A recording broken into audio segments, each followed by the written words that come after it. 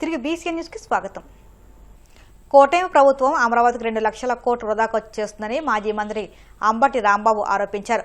అమరావతి రాజధాని పూర్తయ్యే అవకాశం అసాధ్యమని, కూటమి విధానాలు రాష్ట్ర ఆర్థిక భవిష్యత్తును దెబ్బతీస్తాయని హెచ్చరించారు. ఈ వ్యాఖ్యలు ఇప్పుడు రాజకీయ వర్గాల్లో చర్చనీయాంశమయ్యాయి. చంద్రబాబు నాయుడు లెక్క ప్రకారం అమరావతిని పూర్తి చేయాలంటే 2 లక్షల కోట్లు కావాలి. ఎన్ని? 2 లక్షల కోట్లు కావాలి. ఆయన చెప్పింది నేను చెప్పింది ఎవరు కాదు. ఇప్పుడు పూర్తి అవ్వలేదు. నేను నువ్వు బతికుండా పూర్తి అయిద్దా? నాకు నమ్మకం లేదు. మీకు ఒక నమ్మకం ఉంటే చెప్పండి. అది పూర్తయ్యే పథకం కాని దాన్ని పట్టుకున్నాడు చంద్రబాబు నాయుడు గారు. మావిగన్ అదే ఆంధ్రప్రదేశ్ అభివృద్ధి మంత్రం. రాసుకోండి. ఇవాళ చాలా మంది ట్రోల్ చేస్తున్నారు, చేసుకోండి. మావిగన్నే ఆంధ్రప్రదేశ్ అభివృద్ధి మంత్రం. అదే జరుగుతుంది. ఇది 2 లక్షల కోట్లు, ఇప్పుడు 50 లక్షల కోట్లు తీసుకొచ్చి 60 లక్షల కోట్లు తీసుకొచ్చాడు, గంగలో పోస్తున్నాడు. మీరు చూశారు కదా. ఒక ప్రొఫెసర్ రామచంద్రయ్య ఆయన ఒకటే చెప్పాడు, ప్రపంచంలో చాలా పట్టణాలు చూశాను, అమరావతి లాంటి పట్టణాన్ని నేను త్వరగా చూడలేదన్నాడు. ఏందే స్వామి అంటే, నదిలో నుంచి నీళ్లు తోడి లేదా పెట్టి చెరువులు నింపుతారు, కానీ అమరావతిలో నీళ్లు తోడి నదిలోకి పోయాలి. అది పరిస్థితి. అంటే అమరావతి లోతట్టు ప్రాంతం. అది సెలెక్ట్ చేస్తున్నాడు అబ్బాయి. ఎవరబ్బాయి? మన చంద్రబాబు గారు. మరి ఎందుకు సెలెక్ట్ చేస్తున్నాడో నాకు అర్థం కాల. దుర్మార్గం. నేను మరొకసారి చెప్తున్నా, అమరావతి పూర్తయ్యే అవకాశం లేదు. మావిగనే ఆంధ్రప్రదేశ్ యొక్క అభివృద్ధి మంత్రం కాబోతుంది. రేపు గుర్తుపెట్టుకోండి. అలా తెలియగలుగుతానండి. అలా అమరావతిని మార్చడానికి వీలు లేదు అని చట్టం తీసుకొచ్చారేంటి? ఎవరు మారుతారని భయం నీకు? అంటే నువ్వు రావలేగా. మళ్ళా ఏమన్నా అనుమానమా? నా ఇంకో మాట చెప్తా, అది నువ్వు చట్టం చేసి అంత మొగడు అయితే వచ్చేవాడు చట్టం చేయలేడు తిరిగి. కామన్ సెన్స్ లేదా చంద్రబాబు నీకు? ఇన్ని సంవత్సరాలు వచ్చింది, ఇంత రాజకీయ పరిజ్ఞానం ఉందని చెప్తున్నావు నువ్వు. అసలు నీకు రాజకీయ పరిజ్ఞానం ఉందని భావించేవాడు అమాయకుడు. నీకు రాజకీయ పరిజ్ఞానం, నీకు అభివృద్ధి మీద ఒక పట్టు ఉంటే అమరావతి ఎందుకు పెడతావా రాజధాని? గుంటలో ఎందుకు పెడతావా రాజధాని?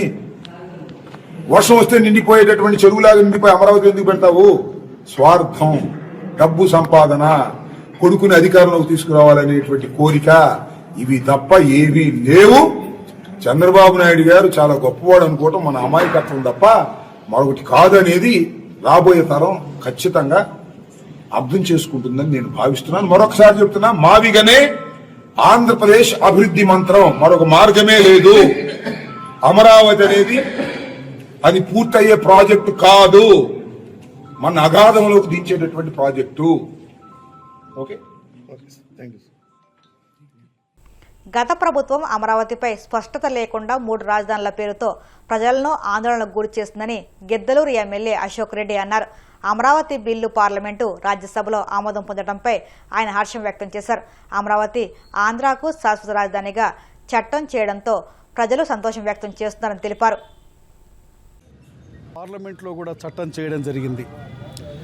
ఈరోజు గౌరవ ముఖ్యమంత్రి నారా చంద్రబాబు నాయుడు గారు ఈ రాష్ట్రం విడిపోయిన తర్వాత జరిగినటువంటి అన్యాయం ఒకవైపు ఉంటే, రాజధాని మనకు చక్కగా డెవలప్ చేసుకున్నట్టయితే అక్కడ రాజధాని ద్వారా ఆదాయ మార్గాన్ని పెంపొందించుకొని రాష్ట్రాన్ని ముందుకు తీసుకుపోవాలని ఆలోచన చేశారు. అయితే మొన్నటికి గతంలో 2019-24లో ఉన్నటువంటి వైఎస్ఆర్ కాంగ్రెస్ పార్టీ, ఆనాటి ముఖ్యమంత్రి జగన్మోహన్ రెడ్డి గారు 3 ముక్కలుగా రాష్ట్రాన్ని చేసి రాజధాని ఎక్కడా అని మనం అడిగితే చెప్పలేని పరిస్థితికి, దుస్థితికి తీసుకురావడం జరిగింది.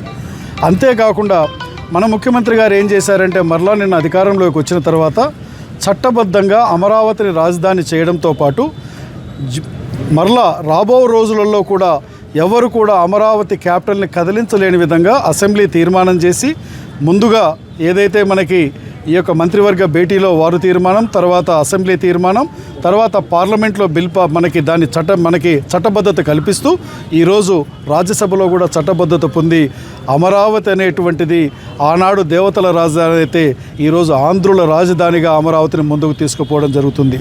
ఇక్కడ ఒక మాట స్పష్టంగా చెప్తా ఉన్నాను. ఈరోజు ప్రజాప్రతినిధులకి మనం ఎందుకు ప్రజలు ఎన్నుకున్నారనంటే, వారి ప్రాంతాలను కానీ లేకపోతే ఆ వర్గాలను కానీ వారిని అట్టడుగునున్న వారిని ముందుకు తీసుకుపోవడం కానీ ప్రాంతాలను అభివృద్ధి చేస్తారని కానీ. కానీ దురదృష్టం ఏంటంటే గడిచినటువంటి 1924లో ఉన్నటువంటి ముఖ్యమంత్రి ఈ రాష్ట్రాన్ని సర్వనాశనం చేసేదానికి పూనుకున్నాడు తప్పితే అభివృద్ధి చేయాలని కానీ లేకపోతే మన గౌరవాన్ని ఇనుమడింపు చేయాలనేటువంటి ఆలోచన లేదు.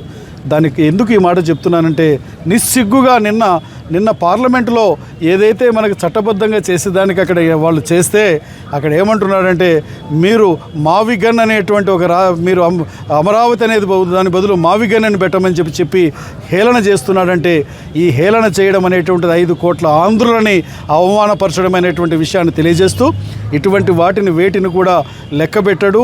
మనకున్నటువంటి అనుభవజ్ఞుడైనటువంటి మన నాయకుడు నారా చంద్రబాబు నాయుడు గారు ఈరోజు ఈ యొక్క ఆంధ్రుల రాజధాని అమరావతిగా చట్టబద్ధత కల్పిస్తూ ప్రధానమంత్రి నరేంద్ర మోడీ గారి యొక్క ఆశీస్సులతో ముందుకు తీసుకుపోయారు.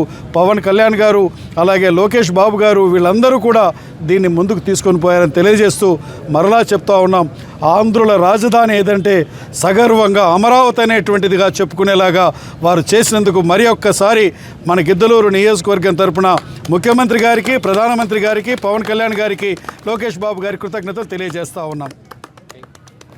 నెల్లూరు జిల్లా గూడూరు 2వ పట్టణ పరిధిలోని నరసింగరావుపేటలో ఉన్న రామాలయంలో శ్రీరామనవమి ఉత్సవాలు వైభవంగా సాగుతున్నాయి. ఉత్సవాల్లో భాగంగా సీతారాముల వారికి విశేష అలంకరణ ఏర్పాటు చేసి మంగళ వాయిద్యాలు, వేద మంత్రాలతో కళ్యాణ మహోత్సవం వైభవంగా నిర్వహించారు. భక్తులు కళ్యాణం తిలకించి తీర్థప్రసాదాలు స్వీకరించారు.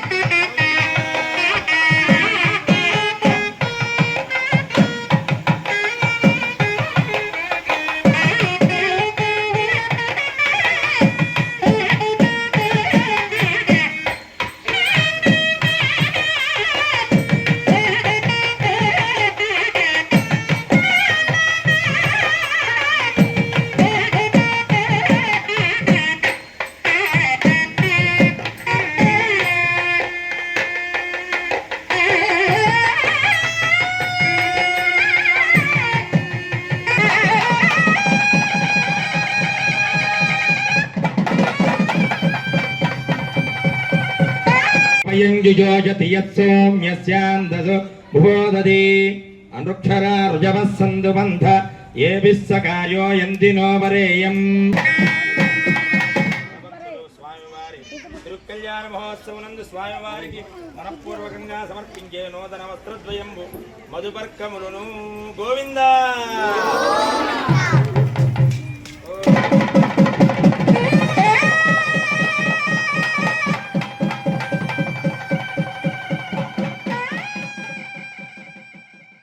తిరుమల శ్రీవారిని పలువురు ప్రముఖులు దర్శించుకున్నారు.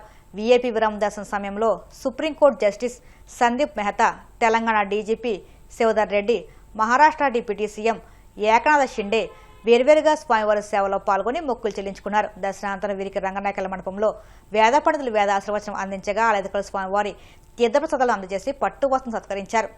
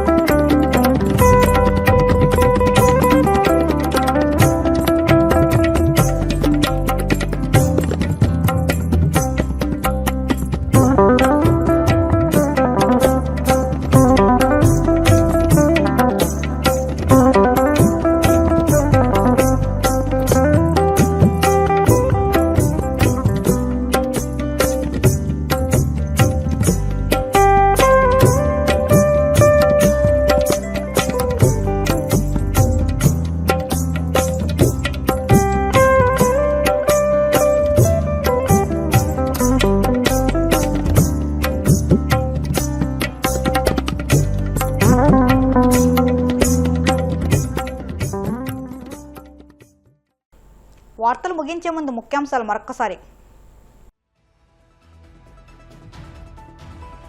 రాజధాని అమరావతితో పాటు రాష్ట్రంలోని అన్ని ప్రాంతాలను సమానంగా అభివృద్ధి చేస్తాం.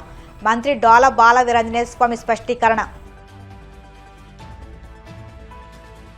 రాజ్యసభలో అమరావతిపై జరిగిన చర్చలో వైసీపీ ఎంపీల గొంతు నొక్కరన్న ఎంపీ వైవి సుబ్బారెడ్డి. అమరావతి నిర్మాణం పేరుతో దోపిడీ అవినీతి జరుగుతుందని ఆరోపణ.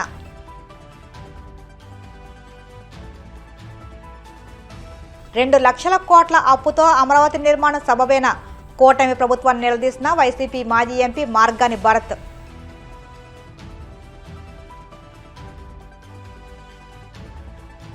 తిరుమల శ్రీవారిని దర్శించుకున్న పలువురు ప్రముఖులు, ఆలయ మర్యాదలతో స్వాగతం పలికిన అధికారులు. ఈ వార్తలు ఇంతలో సమాప్తం. మరిన్ని వార్తల కోసం BCN digital YouTube channel, Facebook పేజీని ఫాలో అవ్వండి. అప్డేట్ వార్తల కోసం ప్లీజ్ సబ్స్క్రైబ్.